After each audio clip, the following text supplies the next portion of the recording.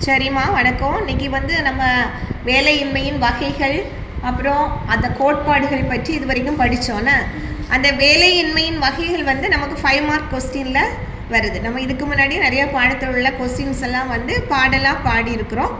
இன்றைக்கி வந்து இந்த வேலையின்மையின் வகைகளை வந்து நம்ம பாடலாமா? சரியா? அதாவது முதல்ல வாணிப சுழல் வேலையின்மை, பருவகால வேலையின்மை, உடன்பாடில்லா வேலையின்மை, கற்றோரின் வேலையின்மை, தொழில்நுட்ப வேலையின்மை, அமைப்புசார் வேலையின்மை, மறைமுக வேலையின்மை, அப்படி வந்து 7 வகைகளை வேலையின்மையின் வகைகளாக நம்ம படிக்கணும். சரியா? இப்போ அதை பாடலாம். சரியா? நான் ஆரம்பிக்கிறேன், நீங்கள் பாடுங்க. சரிங்களா? ஓகே. நல்ல உடல் நலம் உள்ள தனி நபர் இந்த விகிதத்தில் வேலை செய்ய தயாராக இருந்தும் வேலையின்மை.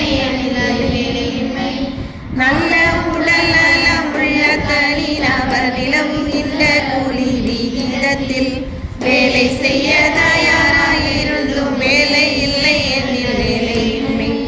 வாணிப சுழல் வேலையின்மை, பருவகால வேலையின்மை, உடன்பாடில்லா வேலையின்மை, கற்றோரின் வேலையின்மை, தொழில்நுட்ப வேலையின்மை, அமைப்புசார் வேலையின்மை, மறைமுக வேலையின்மை ஆக 7 வேலையின்மை வகையாலாம்.